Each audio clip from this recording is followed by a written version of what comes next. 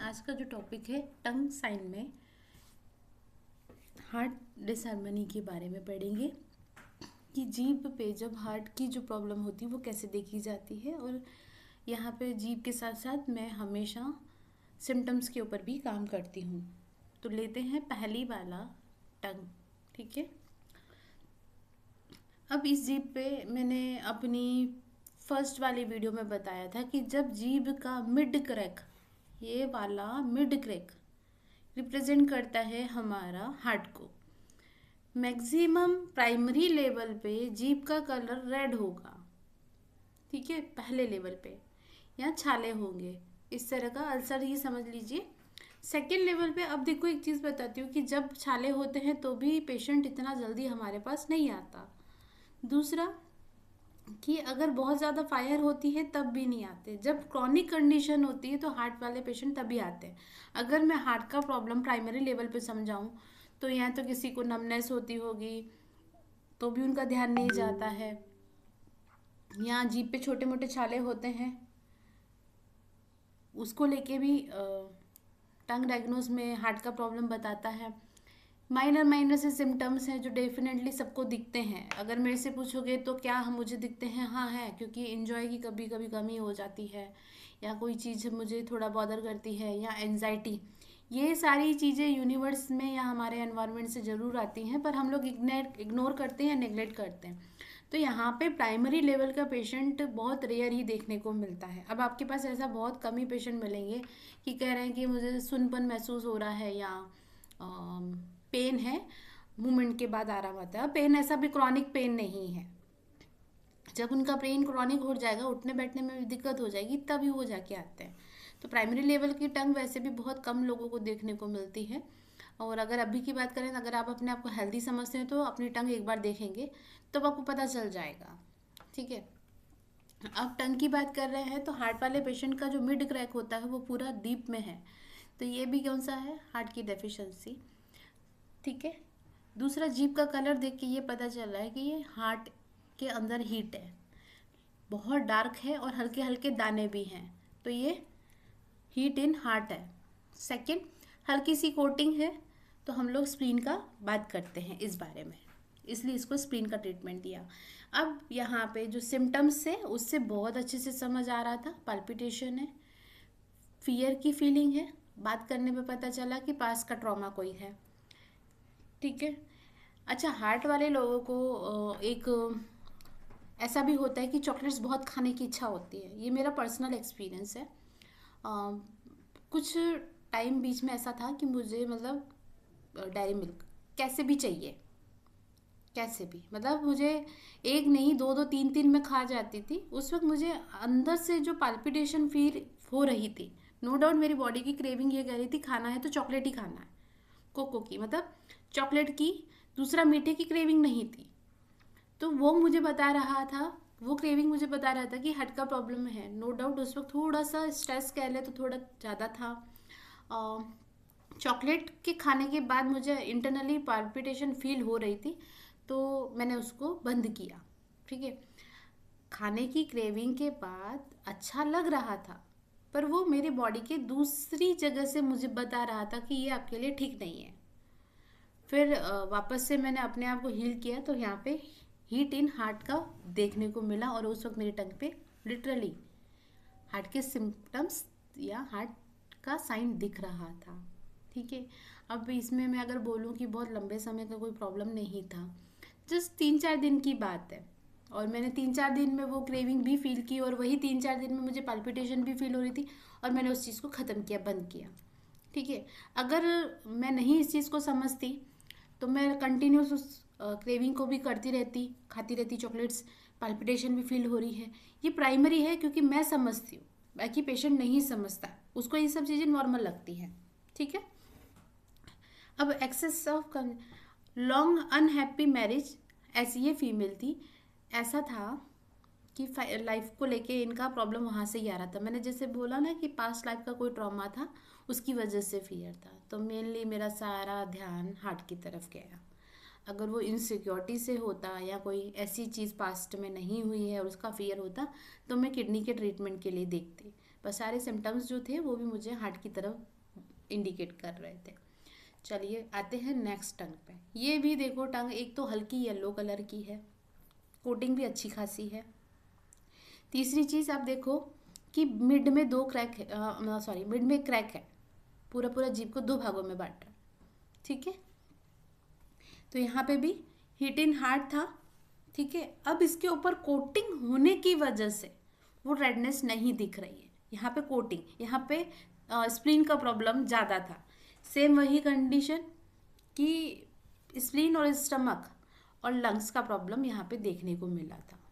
ठीक है, मैंने पहले भी अपनी वीडियोस में कहा है कि जब लंग्स का भी प्रॉब्लम देखने को मिलता है, किसी को कफ और कोल्ड जल्दी जल्दी कैच होता है या बार बार उसको फ्रिक्वेंटली हो रहा है, तो हम लोग लंग्स का ट्रीटमेंट देते। तो मैंने ये पिछली वीडियोस में ये कहा था कि आप स्प्लीन का ट्रीटमेंट दे दोगे तो आपको रिजल्ट मिल जाएंगे, तो कोटिंग भी जाएगी।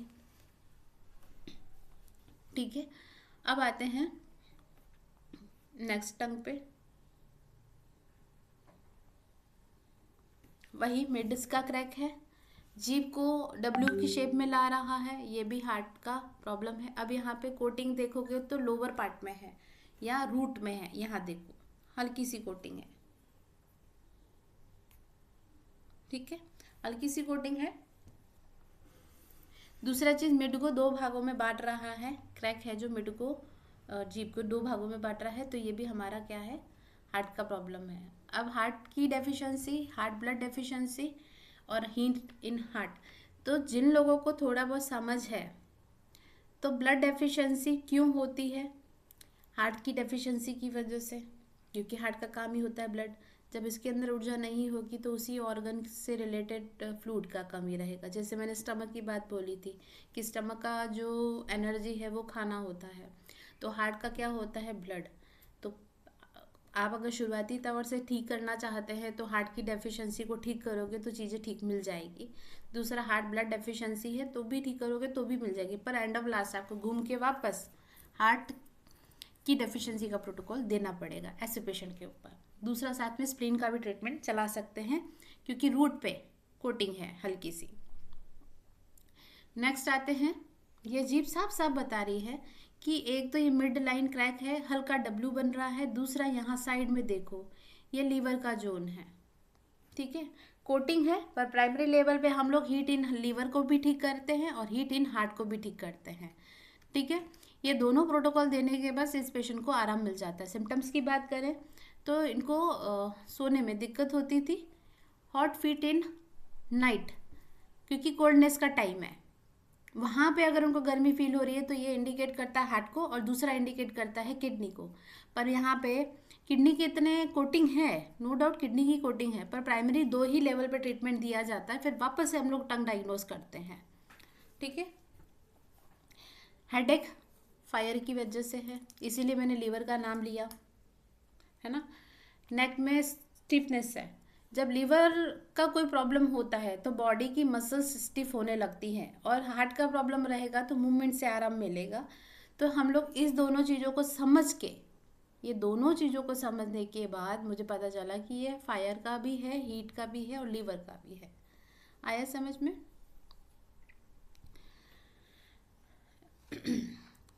टाइटनेस ऑफ नेक मसल्स, ऐसा सिम्टम्स जो लीवर को इंडिकेट कर रहा है, ये की सिम्टम है।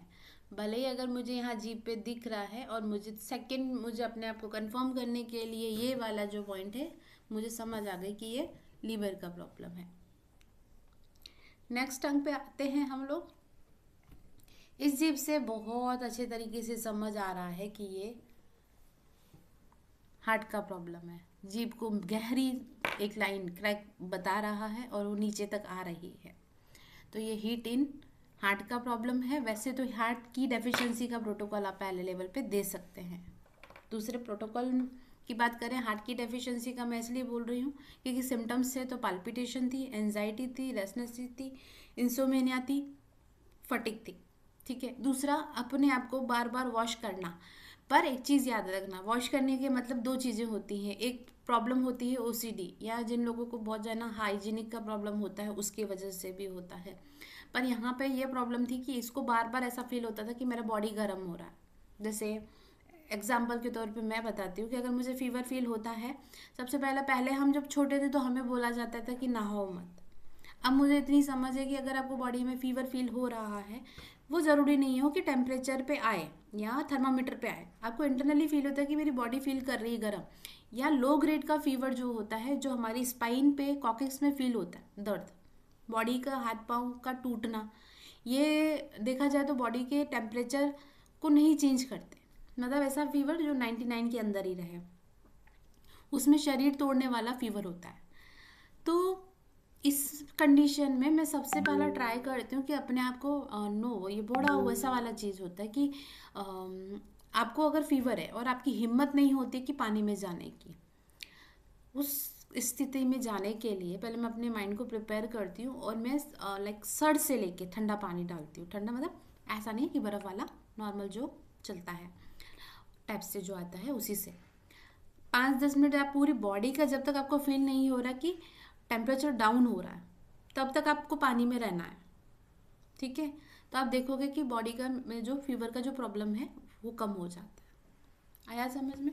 दूसरा, फीवर की वजह से जिन लोगों को सर दर्द होता है, उसके लिए एक अच्छा चीज़ मुझे यहाँ याद आ गया, क्योंकि हार्ट की बात कर रहे हैं, तो सर पे ठंडा आइस पैक रख सकते हो, जिसकी वजह से सर को थोड़ा सा रिलैक्स मिलता है।